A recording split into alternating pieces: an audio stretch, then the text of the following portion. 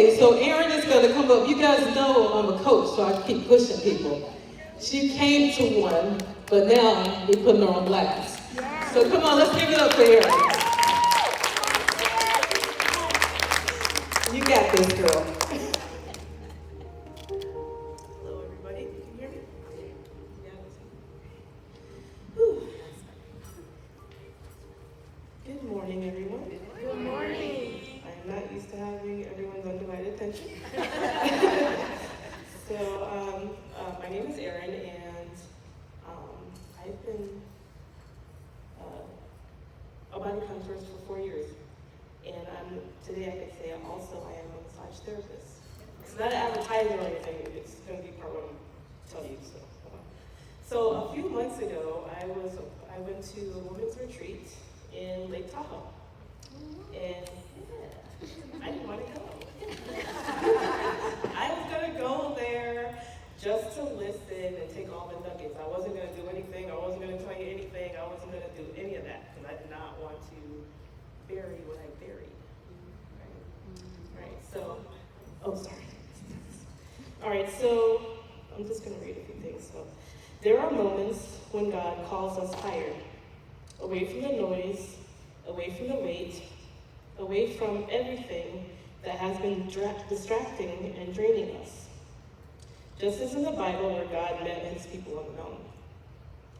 1 Kings 19th chapter, verses 11 through 12.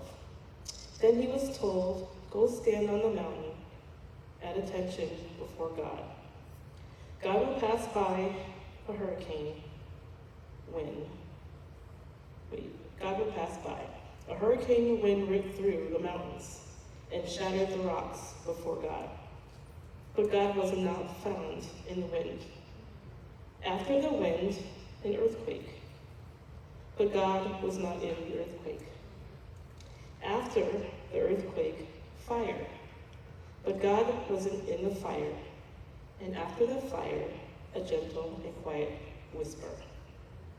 I experienced a call like that on a mountain in Lake Tahoe.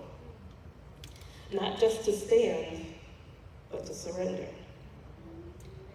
At first, I did not want to go.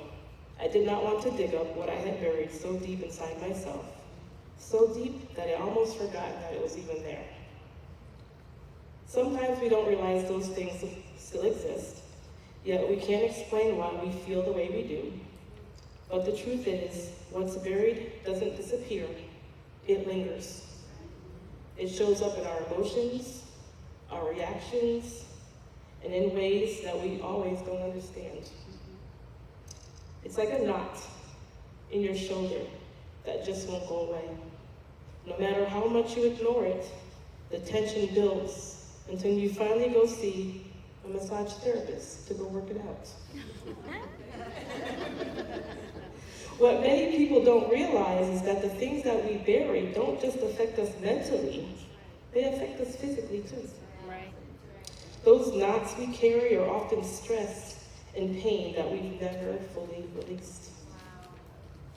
On that mountain in Lake Tahoe, I finally let go of some of those deepest knots that I've been carrying for years. In that moment, so much began to make sense. My emotions, my behaviors. So here's my story, an experience on the mountaintop told through a massage therapist's eyes. The room was quiet, dimly lit, and intentional, like a sacred space set apart from the noise of the world.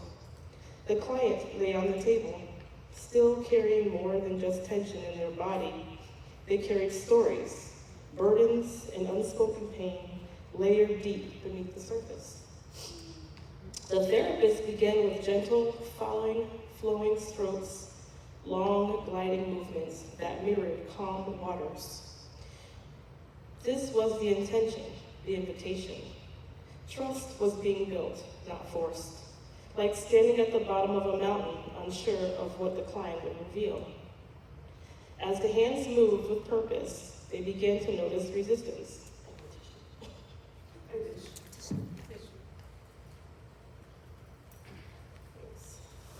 Excuse me.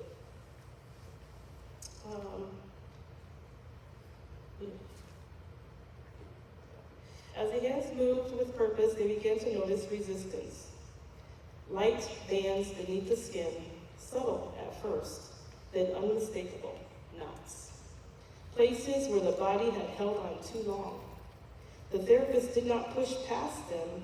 Instead, they paused, leaned in, and listened through touch.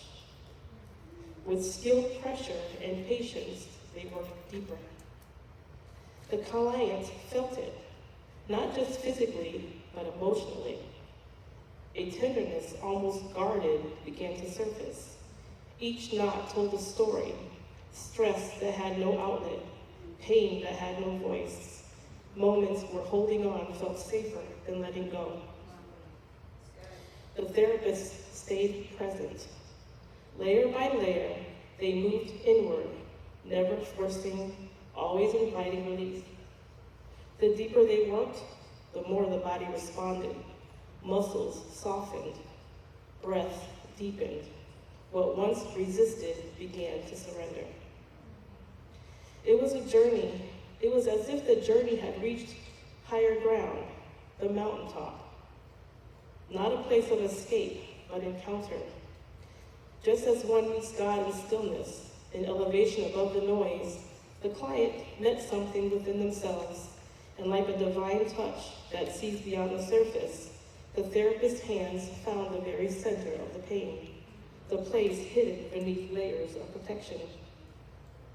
There, with a steady presence and intentional care, they applied just enough pressure, not to harm, but to heal. And then it happened, release. A soft exhale, a melting, a letting go that had been waiting, perhaps for years. The knot dissolved, not just in the muscle, but in the spirit of the moment. What was once light became open. What was once held became free. The therapist didn't claim the transformation, they simply facilitated it. Because true healing, like a mountaintop encounter, it's not forced, it is revealed. It is felt.